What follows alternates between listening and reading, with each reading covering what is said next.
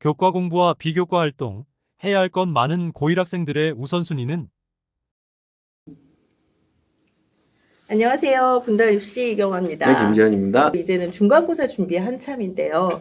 이 학생들과 학부모님들이 당황하는 게 고등학교 왜 이렇게 할 게 많느냐는 거예요. 그리고 중학교에서는 그래도 좀 친절하게 학교에서 공지문도 나눠주시고 선생님도 막 얘기해 주시고 그랬는데 이제는 그런 걸 조금이라도 놓치면 학생들이 자꾸 뭔가를 놓치게 되니까 불안해진다는 얘기를 많이 하시거든요. 이제 그러다 보니까 학교에서 뭔가 공지만 뜨면 일단은 적극적으로 무언가 다 참여해야 된다라는 생각이 강해지는 것 같아요. 1학년들은. 하지만 정해진 시간은 한정되어 있잖아요. 네. 그래서 이제 고등학교 1학년이 나에게 맞는 활동을 좀 선택할 수 있는 우선순위가 있을까? 이 부분을 선생님한테 여쭤보고 싶어요. 가장 먼저 상위의 개념에서 따져봐야 될 것부터 정의를 내려야 될 것 같거든요.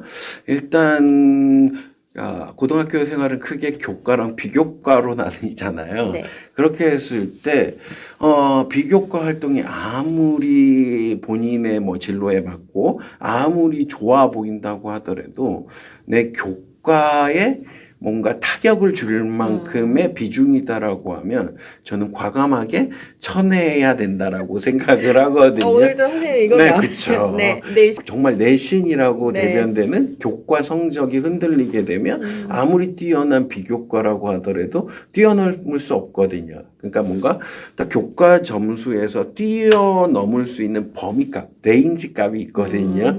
근데 그 범위값을 뛰어넘어 버리면 아무 의미가 없어지는 거기 때문에 조금 그건 주의하실 필요가 있어요. 지난번 영상에서 네. 제가 한 소리를 들었기 때문에 전 아닙니다. 네. 한 소리의 뭔가 주인공이. 정확하게는 말씀드려야 될 것 네. 같아요. 그러니까 비교과 활동으로 교과의 부족한 부분을 채워줄 수는 있지만 그 범위값이 정해져 있어요. 그렇기 때문에 교과가 흔들릴 거라고 한다면 비교과를 과감하게 쳐내는 것 이거를 가장 먼저 거론해드리고 싶어요.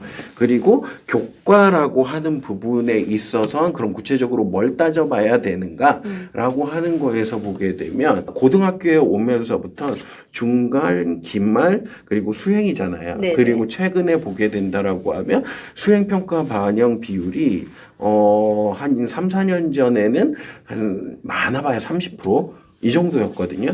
근데 최근에는 최소 성취 수준 평가라고 하는 게 있어요.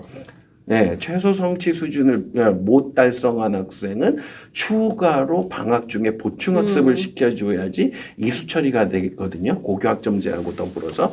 그러다 보니까 그냥 찍고자 하는 애들도 점수를 줘야 되는 상황이잖아요. 그렇기 때문에 수행평가 반영 비율을 경기도 교육청 차원에선 50%를 기본으로 세팅하고 있거든요. 네, 그렇게 돼서 지금 과거에 비해서는 수행평가 반영 비율이 되게 높아졌어요. 그 맥락에서 본다라고 한다면 이 수행평가라고 하는 걸 높인 이유는 정말 아무것도 안 하는 애들도 기본 점수화하기 위한 거거든요. 그러니까 여기에서는 감점 방식은 지양하라고는 하고 있지만 선생님들 차원에서는 감점 방식이 점수를 최대한 많이 줄 수 있는 방식이거든요. 그렇게 돼서 수행평가에서 자칫 기한을 놓친다든가 이렇게 되게 되면 감점폭이 클 수가 있어요. 그게 아마 시험에서 그러니까 두 번 시험의 합산 점수하고 거의 동일한 반영 비율이잖아요. 그렇기 때문에 수행평가가 각 과목별로 어떤 방식으로 진행되는지를 좀 꼼꼼하게 따져보는 게 가장 우선순위로 둬야 될 것 같아요. 괜히 시험 준비하다가도 내가 수행을 진짜 말도 안 되는 걸로 감점을 받았어요. 그러면 내가 100점을 목표로 하는 애들은 110점을 목표로 해야 되는 경우도 발생할 수 있잖아요. 그렇기 때문에 그거에서는 최소화하는 게 가장 먼저 고려할 거고요. 그 다음에는 중간고사하고 기말고사가 있는데 고1 같은 경우는 정말 그 선생님과 치르는 가장 첫 시험이잖아요. 네네. 그렇기 때문에 이 선생님이 어떤 스타일일까를 파악하는 게 가장 중요할 것 같아요. 그런 선생님들이 좋아하는 문제 패턴, 어떤 선생님은 말장난을 좋아하기도 하고 어떤 선생님은 도표를 좋아하기도 하고 어떤 선생님은 문제 게임을 등장하기도 하거든요. 저는 그걸 다 하지만요. 선생님은 제일 복잡한 선생님이시네요. 네. 그렇게 돼서 선생님들이 어떤 스타일인지 알아야지 내가 대비를 할 수 있잖아요. 근데 시험을 보기 전까지는 절대 알 수가 없잖아요. 그렇죠. 그러니까 중간고사는 그거를 파악하고 그 중간고사 이후에는 그거에 조금 더 중심을 두고 그 준비하는 것들을 우선순위로 해야 된다라고 생각이 들어요. 네. 그리고 비교과라고 하는 부분은 뒤이어서도 얘기하겠지만 교과를 연계해서 무조건 진행할 거를 추천을 드려요. 그러니까 1학년의 활동이 아무것도 1학년에 진행됐던 어떤 교과하고도 연계성이 없어요. 그런 경우들도 되게 많거든요. 그렇게 되면 1년 동안 활동했지만 어디든 못 적는 거죠. 그런 상황이 발생할 수 있기 때문에 좀 어떤 항목 아니면 특정한 교과 내용과의 연계성을 고려해서 조금 활동을 구성해 보는 걸 추천드려요. 그렇게 되는 경우에 과연 이게 뭔가 항목이 정해진 활동이라고 한다면 그 항목에 적으면 되거든요. 뭐 자율, 진로, 그리고 교과 이렇게 되는데 그 이외의 경우에는 선생님들 사이에서도 튕김 현상이 나타날 수 있거든요. 왜냐하면 이게 선생님들이 이게 뭔가 난 그런 거 안 적어줄 거야라는 게 아니라 그 교과 세특 같은 경우에도 지금 글자 수가 정해져 있잖아요. 1500바이트니까 750자에서 800자 정도가 되거든요. 거기에 교과에서 진행되는 활동들로만도 채우기가 부족해요. 이게 1, 2학기에 다 개설됐다라고 하면 이게 1, 2학기 분량이거든요. 그렇게 되면 이게 정말 나열식으로밖에 될 수가 없어요. 그렇게 되면 과연 나열식은 A 입장에서 좋은가? 라는 생각이 들거든요. 이 튕김이라고 하는 건 그것 때문에 선생님들이 조금 부담스러워 하시거든요. 적기가 쉽지 않아요. 적을 수 있는 게. 그러니까 내 교과와 100% 일치하지 않는데 적어주는 게 그 자기 교과와 관련된 활동을 활용하는 것보다 더 안 좋다라고 판단하실 수도 있다라는 거예요. 활동을 열심히 했는데 따지고 보면 여기에 딱 맞는 게 아니니까 오히려 마이너스가 될 수도 있겠다. 차라리 그렇게 하느니 다른 내용을 써주는 게 좋겠다라고 생각을 하신다는 거고요. 그렇게 돼서 그런 것들이 정말 명확하게 나는 어떠한 항목에 갈 거를 목표로 해서 진행할지를 먼저 세팅을 해놓고 진행하는 게 더 나을 것 같아요. 자율이면 자율, 진로면 진로 그런 형태로 특히 교과 같은 경우는 해당 선생님한테 시작하기 전에 미리 이런 활동을 하고 있는데 학년 말에 교과 발표할 수 있는 기회를 주실 수 있나요? 라고 물어보신다든가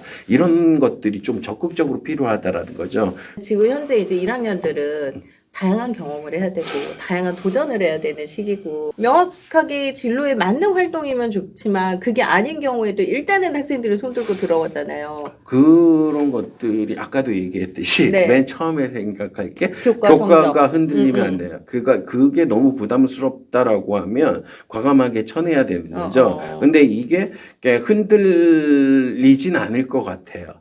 그렇게 되면 그거를 쓰는데 이 내용이 내 생기부에 들어갔을 때 어떤 형태로 들어갈 수 있을까? 이거를 생각해 본다라고 하면 조금 생각이 바뀔 거예요. 그러니까 지금 트렌드라고 하는 게 생기부는 예전 한 1, 2년 전까지만 하더라도 활동들을 쫙 나열만 해주는 것도 되게 의미 있었거든요. 근데 최근엔 이런 나열이 의미가 없어요. 글자 수를 채우는 것 이외에는 아무 의미가 없거든요. 그래서 내가 이 주제를 하고 뭔가 어떠한 것들을 배웠는지 아니면 그 이후에 어떤 것들을 성장했는지를 적을 수 있는 항목인가? 라고 하는 거를 따져보고 뛰어드는 게 더 낫겠죠. 그러면은 무작정 선생님이 얘기해 주신다고 참여하기보다 일단 한번 이게 나한테 필요한 건가?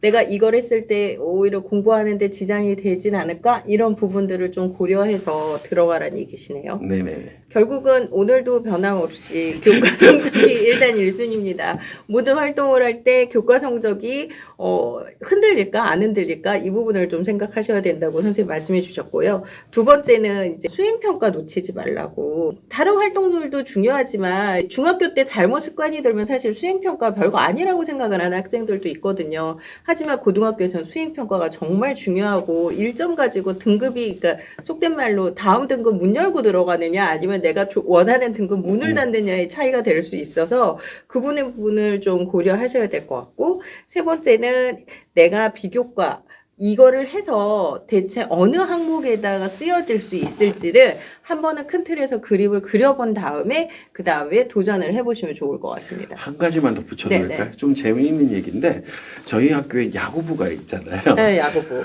유명한 야구, 네. 김하수. 그 야구부회 중에 좀 공부에 관심 있는 애들이 있어요. 그래서 저희가 듣는 과목 중에서 과거에 보게 되면 걔가 시험을 보면 70점에서 80점이 나오는 거예요. 오. 제가 좀 어렵게 시험 문제를 내는 편이기 때문에 70에서 80이면 3등급은 나와요. 잘해요. 네, 그렇게 되는데 3등급은 나오는데 걔가 최종적으로 몇 등급을 받았을까요? 왠지 올라갔어요. 2등급? 아니요, 6등급. 왜? 수행을 안 했구나. 네. 아, 수행이라는 게 그런 의미라는 거죠. 정말 뭔가 괜히 참여를 안 하거나 감점을 받는다라고 하면 등급이 한두 등급을 떨어뜨리는 게 아니라 최악의 뭔가 2, 3등급까지도 떨어뜨릴 수도 있다라고 하는 거. 제가 좀 아쉬웠어요. 수행평가라는 게 기준이 모호하다고 생각하시는 학생이나 학부모님들이 많기 때문에 선생님들 입장에서는 명확하게 감점이 될 수 있는 요인을 일단 짚을 수밖에 없는 것 같아요. 그래서 제일 큰 건 기한, 참여도, 뭐 이런 것들이 일단은 좀 많은 부분을 차지하지 않을까.